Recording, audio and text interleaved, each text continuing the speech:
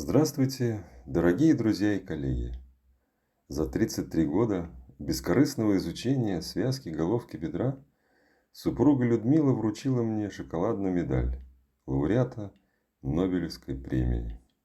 Согласно уставу Нобелевского фонда, каждый лауреат обязан произнести публичную лекцию. Я прочитаю ее сегодня в столице Швеции, но пока не в Стокгольмском концертном зале, а рядом с ним на площади Хетергет.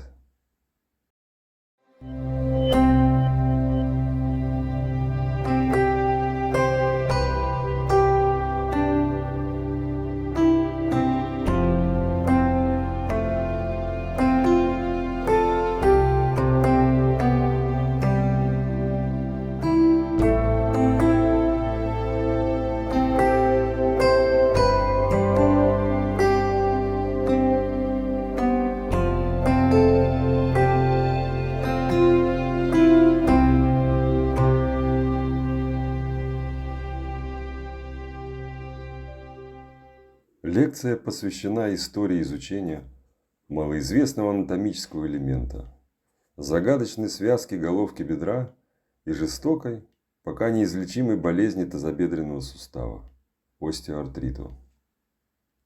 Остеоартрит тазобедренного сустава – значимая и до сих пор нерешенная медико-социальная проблема.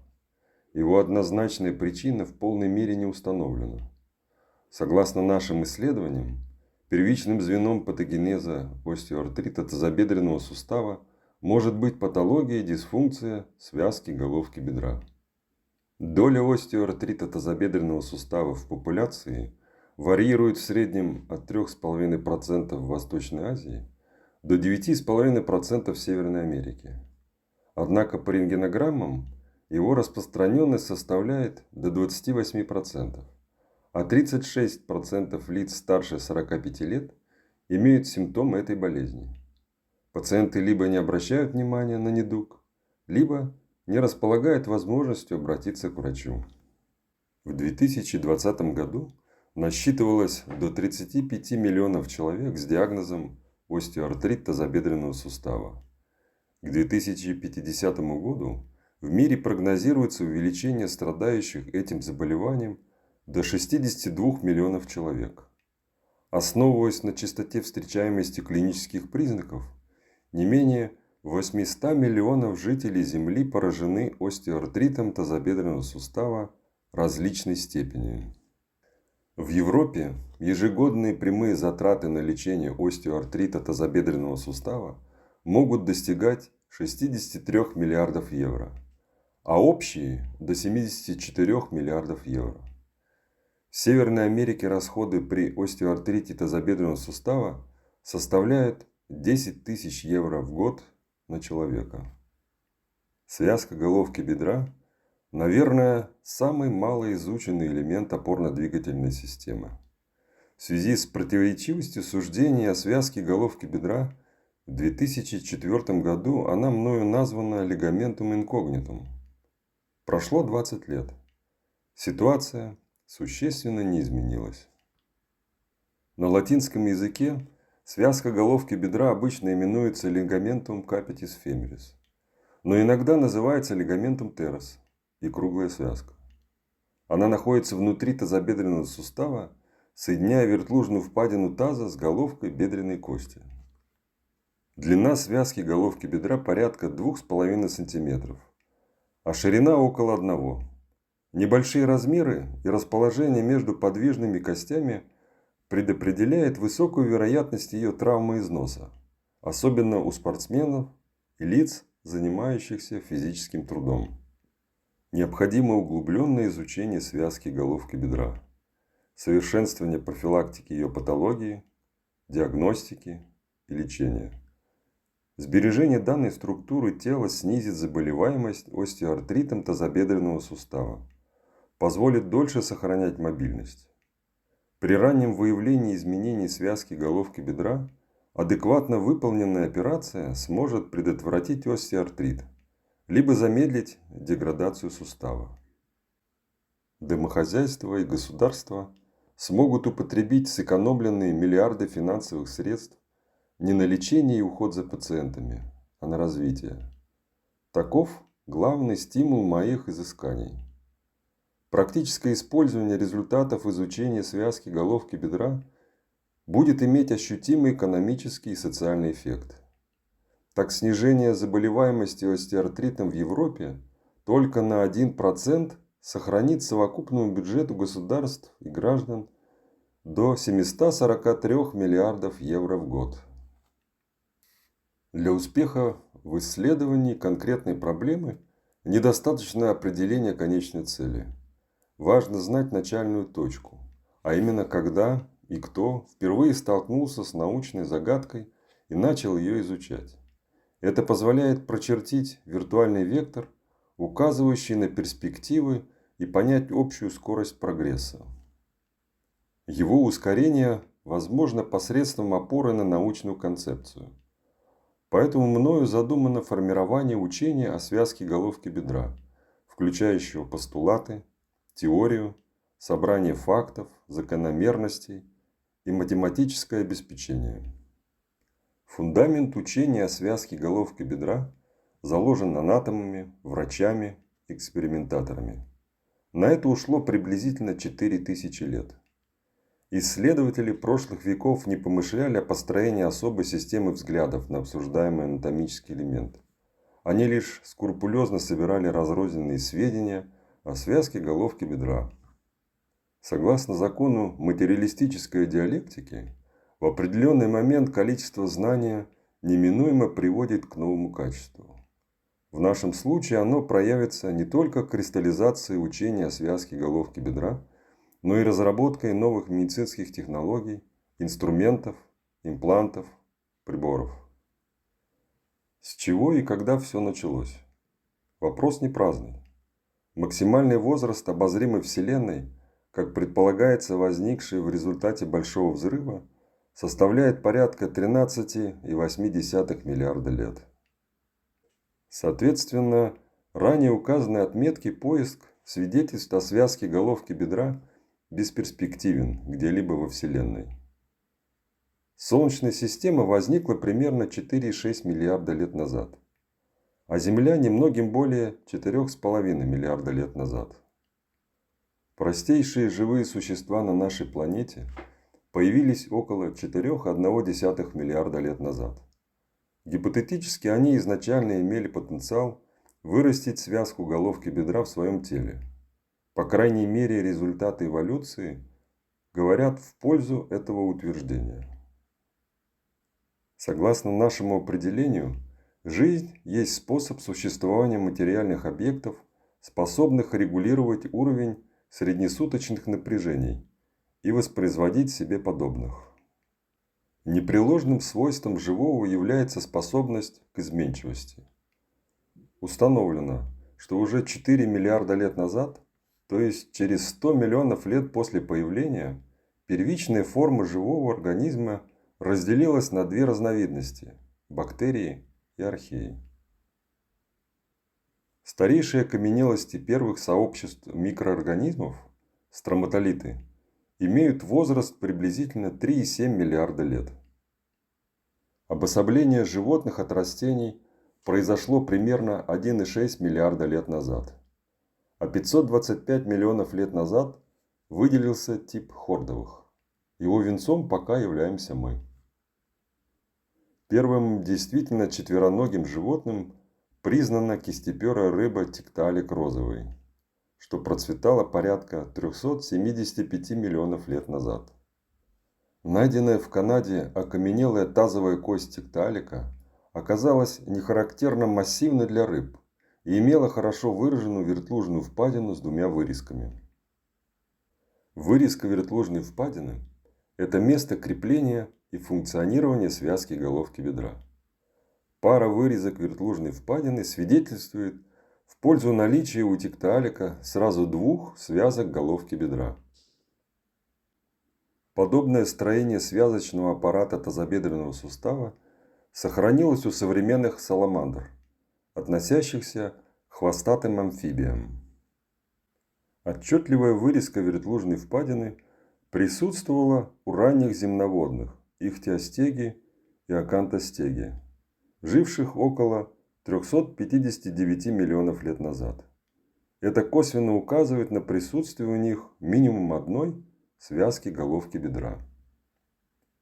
Признаки наличия связки головки бедра содержат и окаменелые остатки древних рептилий, динозавров.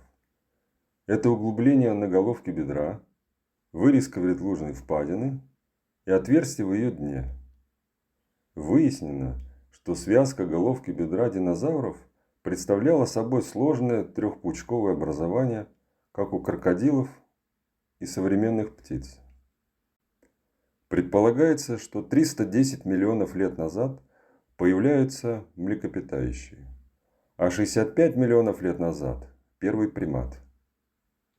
Обезьяны обозначились в царстве животных 50 миллионов лет назад. Они достоверно имеют связку головки бедра. Это подтверждено множеством работ по морфологии горилл, орангутанов, шимпанзе. Свидетельствами наличия связки головки бедра у вымерших приматов и нынешних обезьян тоже являются области ее крепления к костям. Ямка и вырезка вертлужной впадины, а также ямка головки бедра.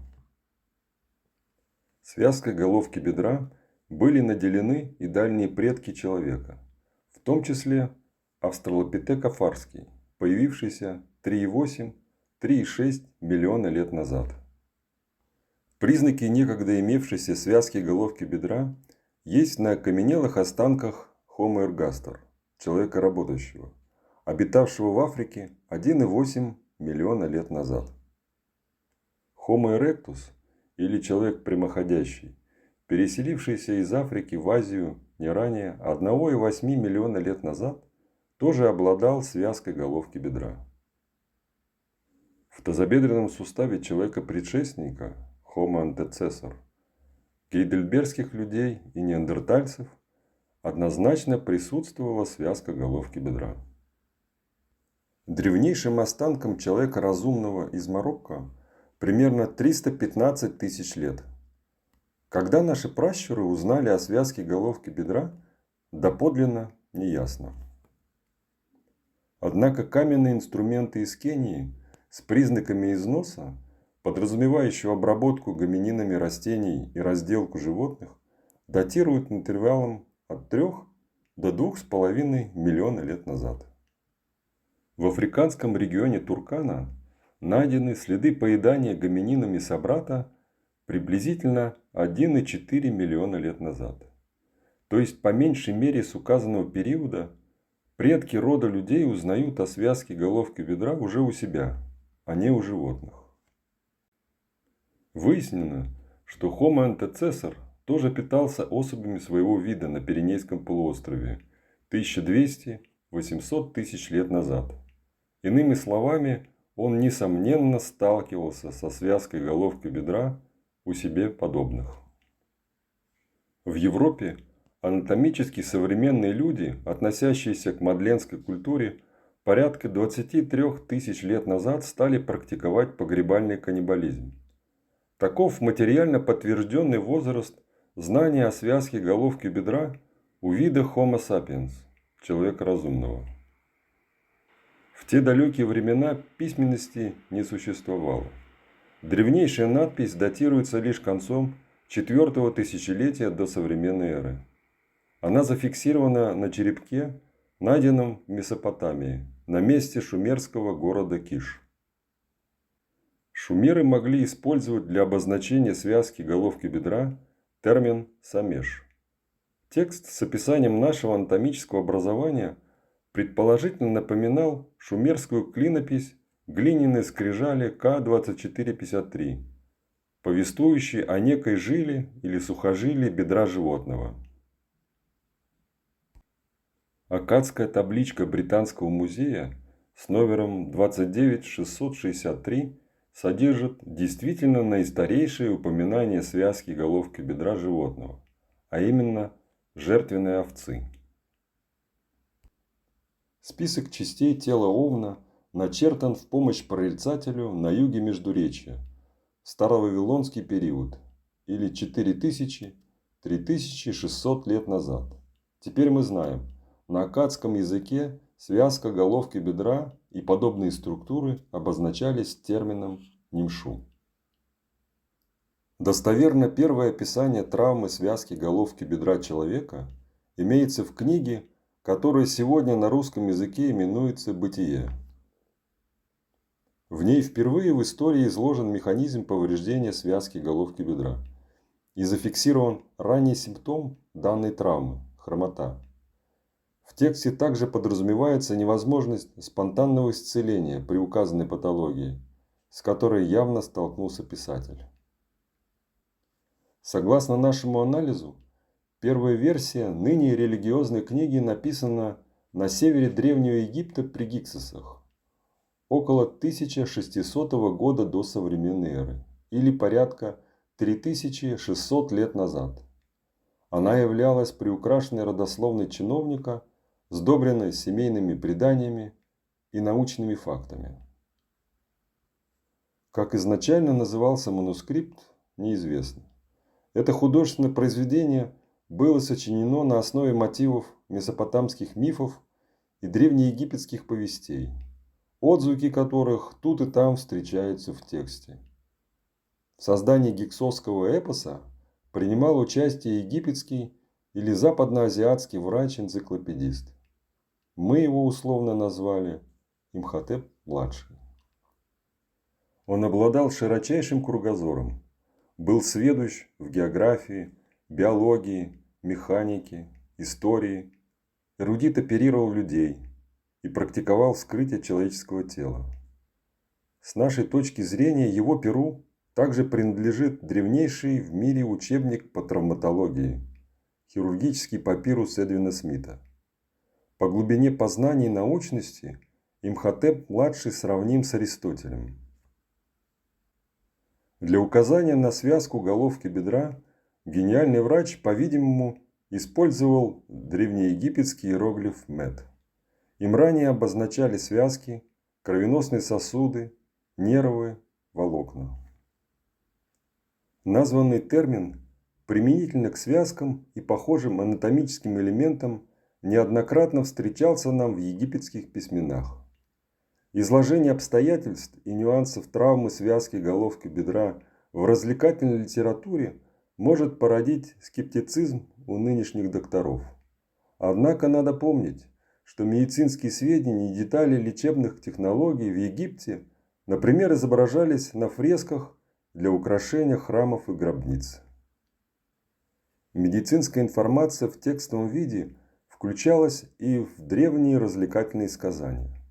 Например, в месопотамском эпосе о Гильгамеше, зафиксированном в XVIII-XVII веке до современной эры, повествуется о личности с врожденным гипертрихозом.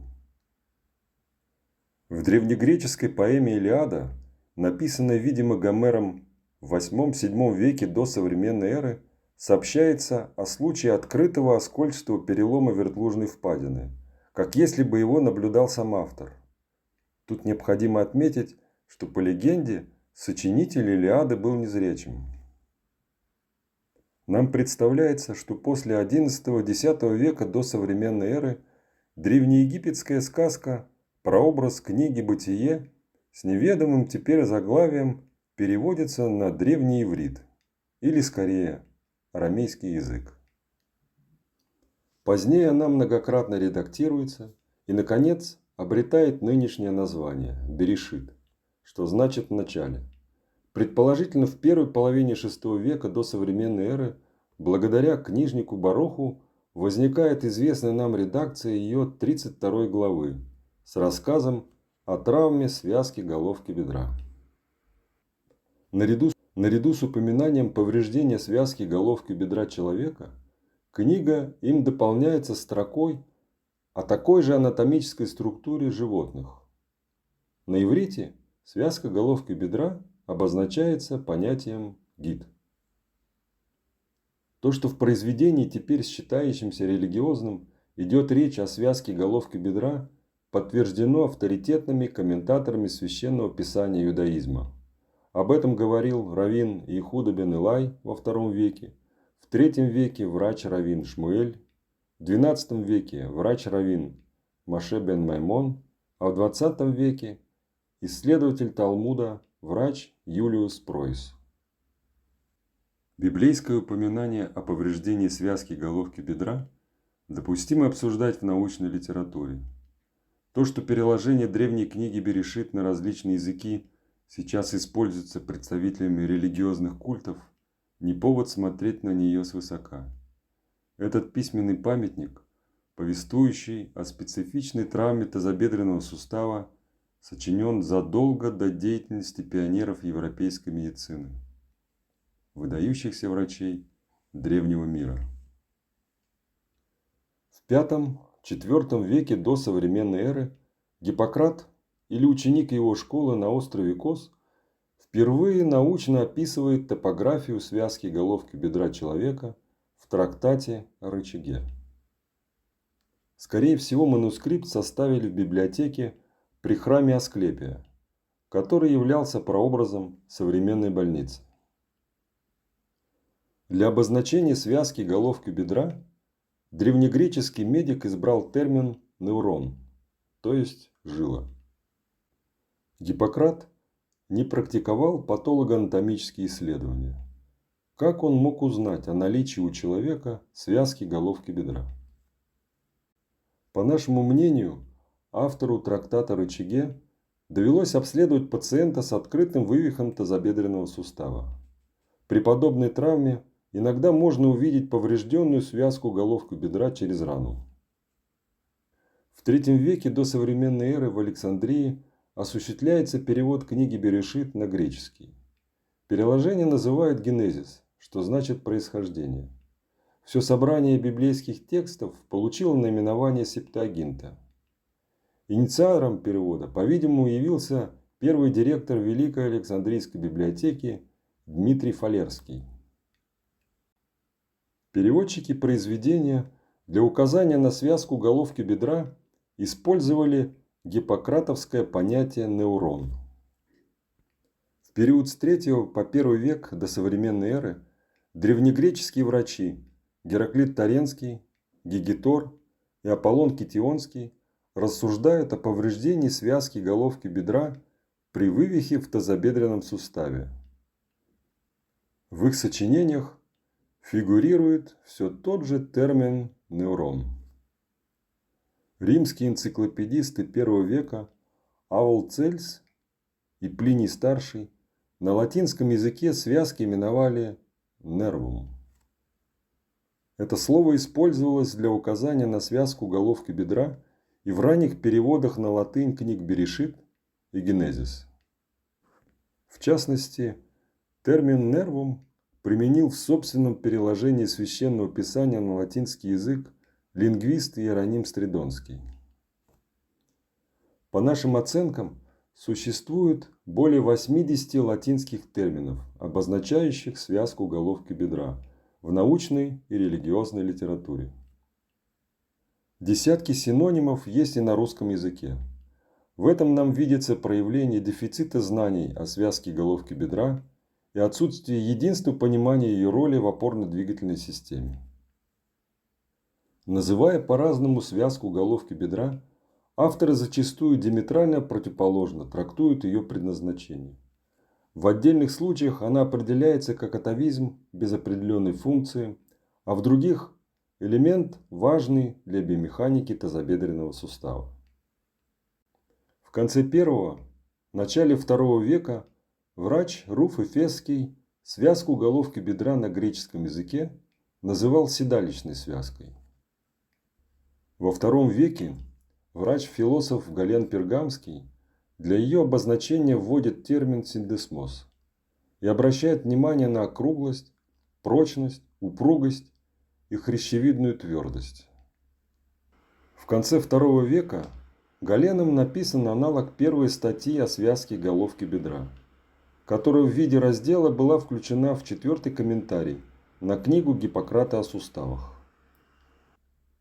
Примечательно, что ученый Юлий Полукс в начале III века при упоминании связки головки бедра в лексическом сборнике «Омонастикон» использует фрагменты из трактата Руфа Эфесского. Этот греко-римский ритор игнорирует мнение Галена. По-видимому, авторитет его еще был невелик. А вот в IV веке отрывок из труда Галена Пергамского, посвященного связке головки бедра, уже цитирует византийский врач Арибасий. В IV веке в Италии изготавливается шкатулка из слоновой кости. На ней неизвестный мастер вырезал свое видение момента повреждения связки головки бедра на основе описания в книге «Бытие». Означенный барельеф, думается, есть самое раннее художественное изображение механизма травмы связки головки бедра. Похоже, впервые эпизод травмирования связки головки бедра нарисован на пергаменте красочной рукописи, условно названной «Венская Библия». Она создана в Восточном Средиземноморье, видимо, в Антиохии в начале VI века. Византийский медик Феофил, предположительно в XI веке, поэтично писал о связке головки бедра. По Божьей любви к человеку на дне вертлужной чаши округлая жила произрастает. Натянутая хрящевая скрепа, соединенная с головкой бедра, затрудняет вывих ее из сустава. В начале XI века Абу Али ибн Сина, также известный как Авиценна, в каноне врачебной науки обращает внимание учеников на возможный патологический вывих в тазобедренном суставе при расслаблении связки головки бедра в результате воспаления.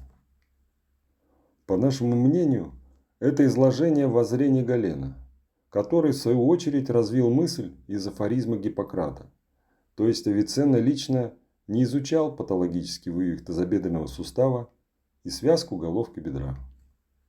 В 1315 году в Болонье профессор Мандино де Луци одним из первых в Европе производит два научных вскрытия и на основании собранных наблюдений пишет руководство по анатомии на латинском языке. До этого преимущественно использовались анатомические труды Галена на греческом.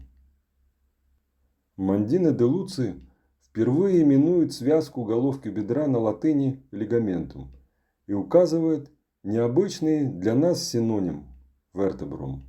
Ныне это слово означает позвонок, а ранее так называли и головку бедренной кости. Зимой 1510-1511 годов в Милане Леонардо да Винчи занимается анатомическими исследованиями тела человека. Свои наблюдения гений фиксирует графически и снабжает их краткими пояснениями. На рисунке кости и мышцы ноги им впервые в истории науки изображена дистальная часть пересеченной связки головки бедра. Величайший анатом Европы Андрей Визалий в 1543 году публикует монографию о строении человеческого тела в 7 книгах.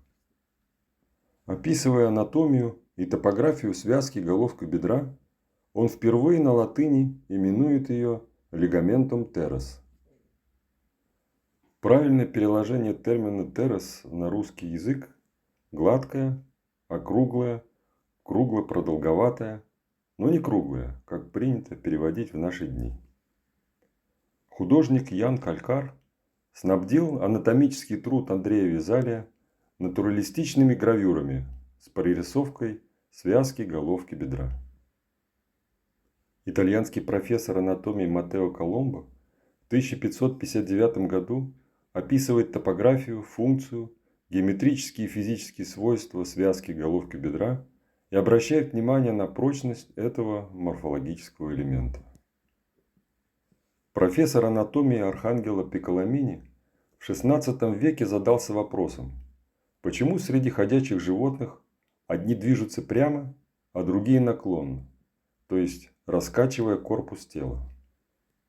В монографии, изданной в 1586 году, он ответил: это различие возникает из-за натяжения круглой и прочной связки, соединяющей головку бедренной кости и вертлужную впадину.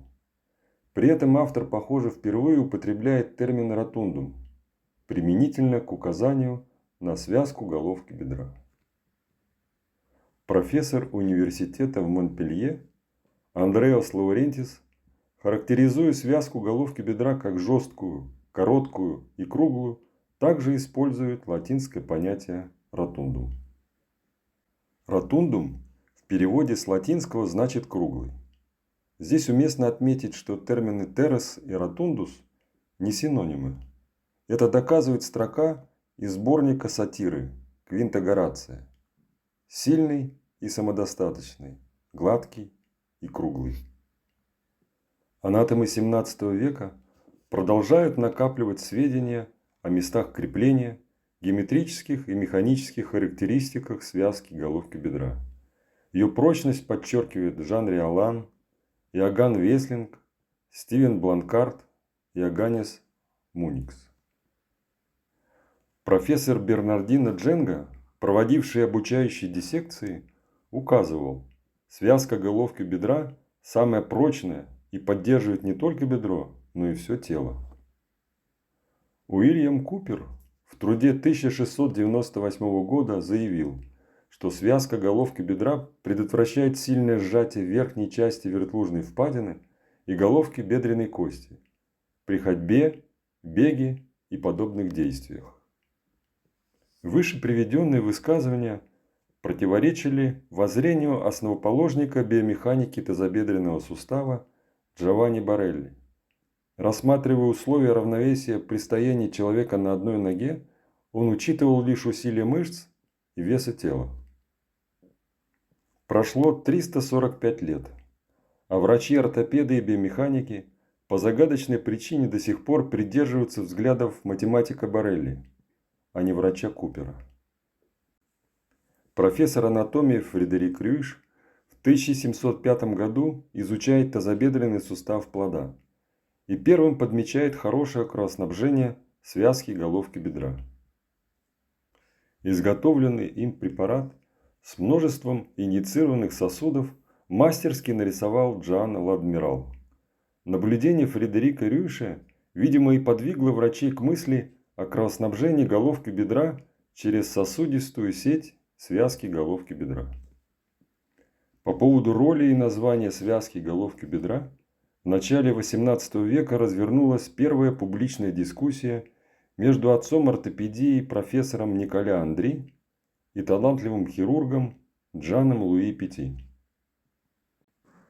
В брошюре 1725 года Николя Андри заявил: головка бедра удерживается в вертлужной впадине двумя силами, одну из которых порождает связка головки бедра, а вторую – капсульная связка. Из контекста яствует: автор подразумевал подвздошно-бедренную связку. Профессор Августин Вальтер в монографии 1728 года касательно функции отметил: связка головки бедра поддерживает тело в стойке на одной ноге, придерживает таз, варьирует его наклоны и ограничивает движение бедра.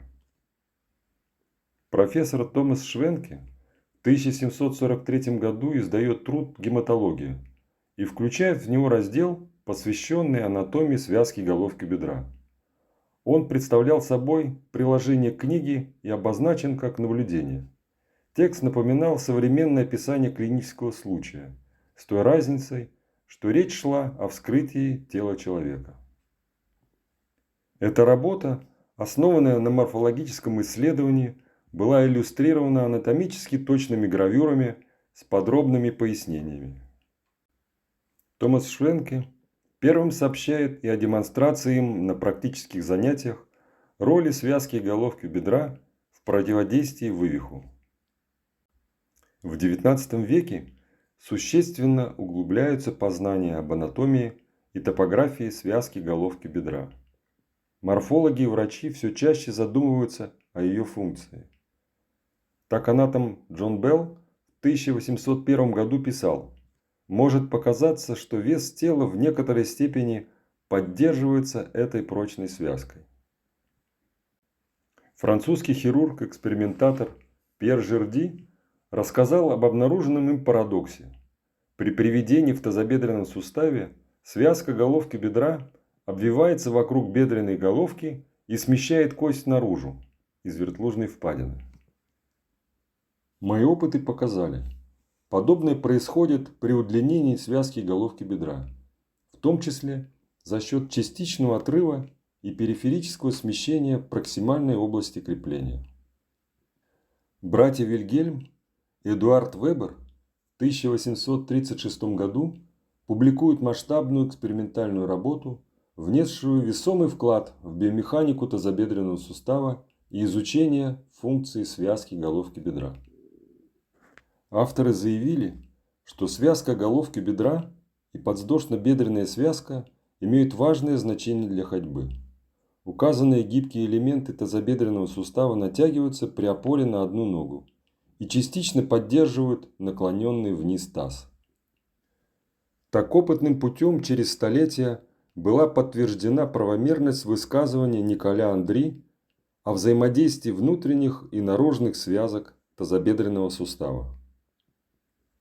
Похоже, основываясь на помянутых воззрениях, профессор Ричард Патридж в лекциях по анатомии сравнивал связку головки бедра с кожаными ремнями, на которых ранее корпус повозки подвешивался к рессорам. Аналогия Патриджа нашла отражение в ледяной анатомии профессора хирургии Николая Пирогова, но авторство по ошибке им приписано братьям Вебер. Профессор анатомии Георг фон Мейер в 1856 году уточнил биомеханику одноопорной позы и одноопорного периода шага. Он четко указал, что связка головки бедра фиксирует тело во фронтальной плоскости, а подвздошно-бедренная связка – в сагитальной. Почему-то эта точка зрения им не была учтена при изображении совместно с инженером Карлом Кульманом особенностей распределения механических напряжений в проксимальном отделе бедренной кости при нагрузке весом тела. На словах пробел восполнил профессор анатомии Уильям Тернер. В 1857 году он изрек: на связке головки бедра подвешивается часть веса тела, что уменьшает нагрузку на верхнюю часть головки бедра. Профессор Джон Хамфри на основе собственных экспериментов в 1858 году показал: наклон таза вниз ограничивает связка головки бедра и подвздошно-бедренная связка. Параллельно к аналогичным выводам пришел анатом Джон Стразерс, изучая перемещение связки головки бедра через отверстие, сделанное в вертлужной впадине.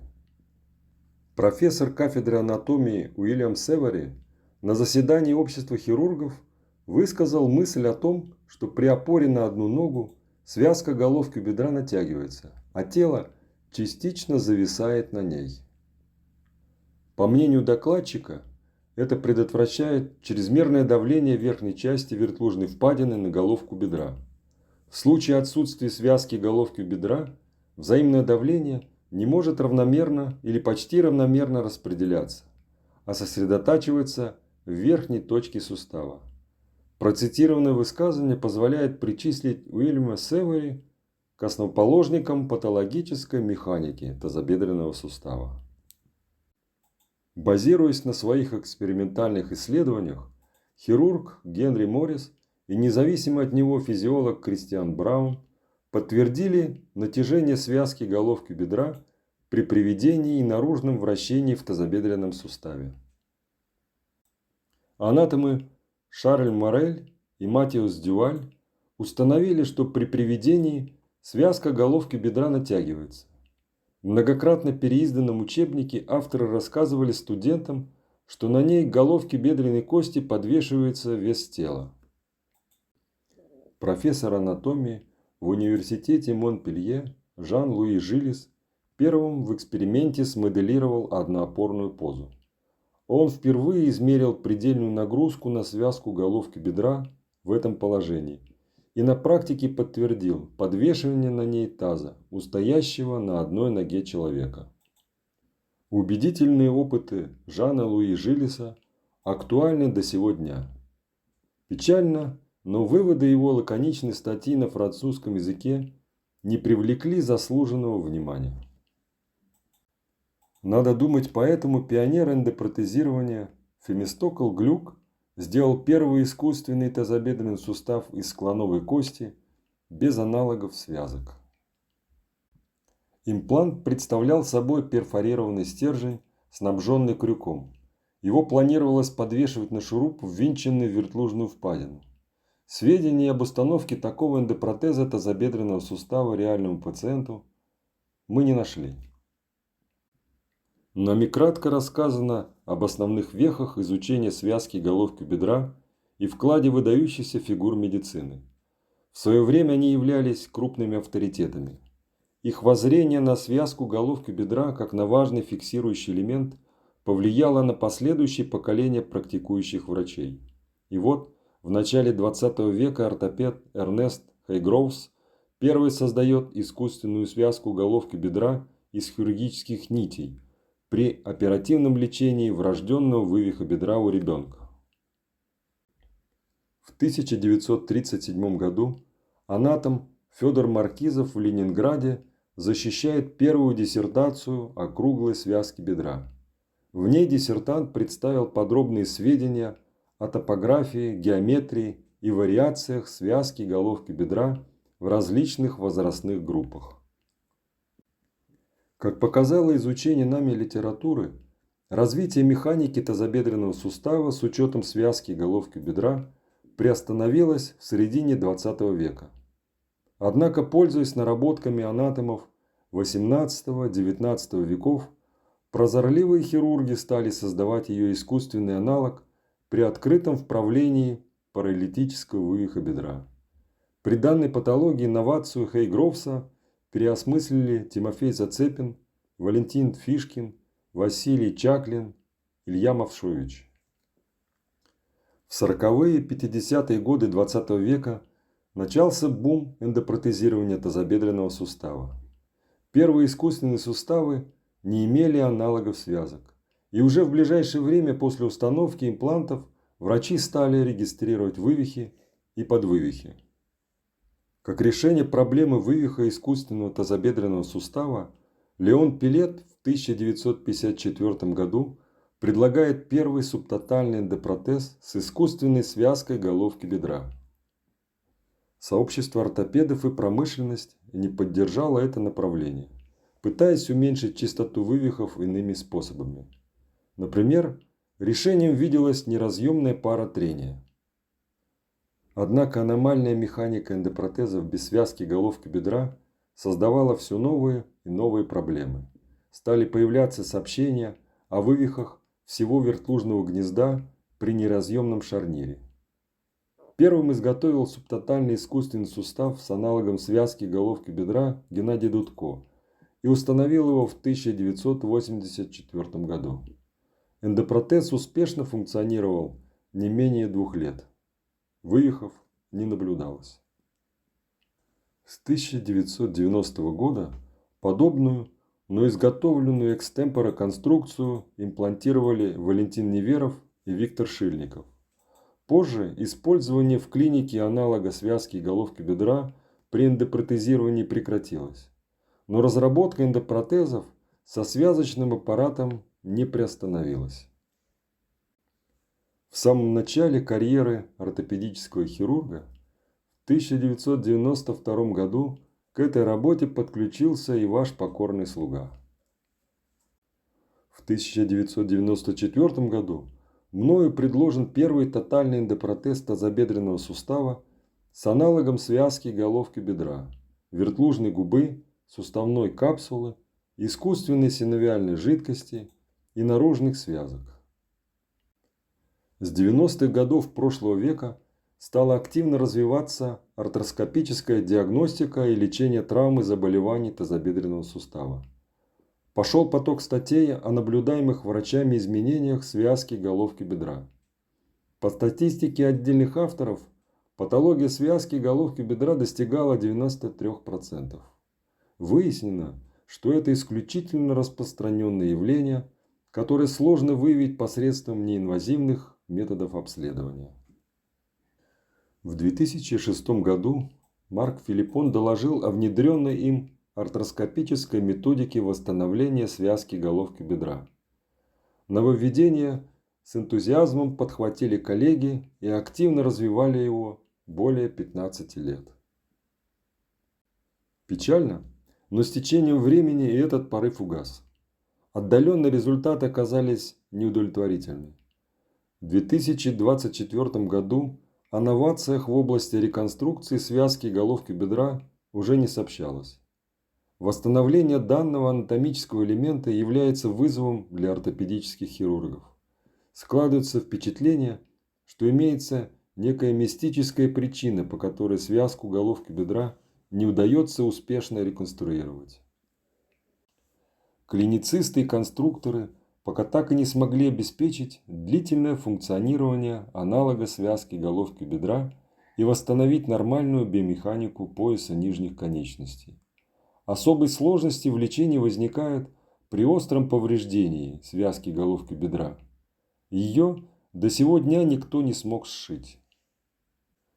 С отсутствием понимания роли и значения связки головки бедра связаны и неудачи в лечении остеоартрита тазобедренного сустава.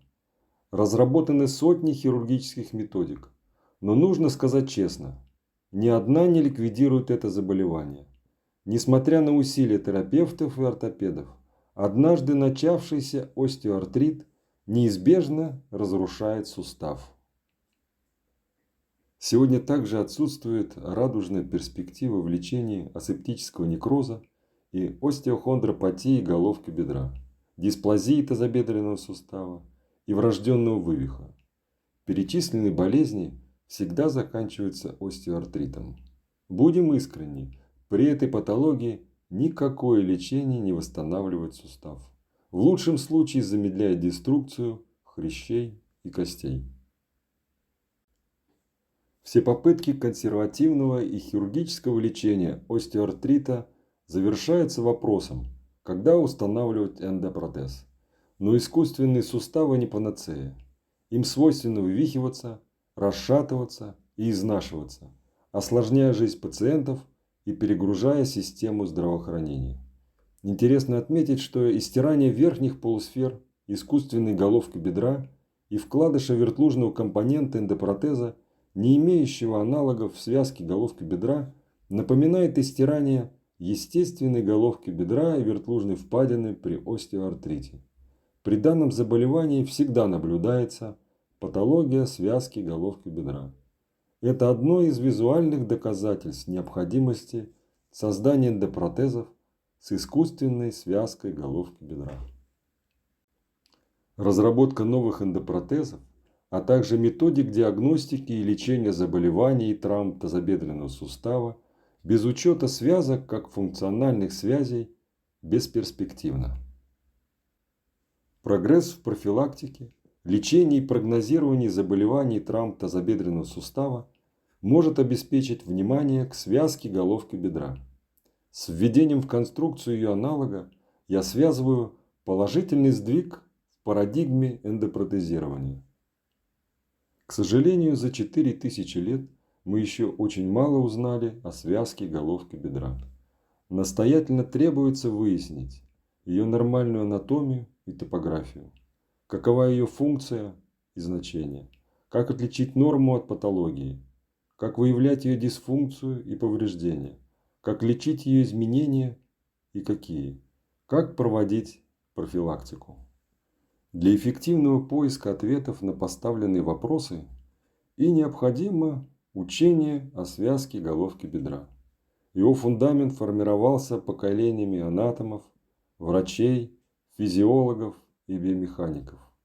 К настоящему моменту мы собрали доступный материал об истории изучения связки головки бедра до 20 века. Необходимо двигаться дальше. Рассказывая об истоках учения о связке головки бедра, я намеренно обошел вниманием собственный вклад. Планирую поведать об этом в следующей лекции. Пока предлагаю знакомиться с моими разработками, прошлыми и текущими исследованиями на 2 специализированных сайтах в сети интернет. Изменение связки головки бедра и ее дисфункция – ведущие звенья в патогенезе остеоартрита тазобедренного сустава. Этой лекцией мы с супругой запускаем проект, базирующийся на учении о связке головки бедра. Он призван помочь в профилактике, диагностике, лечении, прогнозировании, а также изучении травм и заболеваний тазобедренного сустава, приводящих к остеоартриту. Условное название проекта – «Битва с остеоартритом бедра». Наша амбициозная цель – предотвратить остеоартрит тазобедренного сустава у 0,9 населения планеты и помочь 800 миллионам страдающих им. Уникальность избранного подхода к решению проблемы остеоартрита в акценте на сбережении и восстановлении нормальной структуры, а также функции связки головки бедра. Присоединяйтесь к нашей работе или действуйте самостоятельно. Перспективы получения положительных результатов профилактики и лечения патологии тазобедренного сустава вполне реальны. Надежная реконструкция связки головки бедра возможна, как и создание нового поколения совершенных эндопротезов тазобедренного сустава с аналогами связок. Дерзайте, коллеги! Спасибо вам за внимание.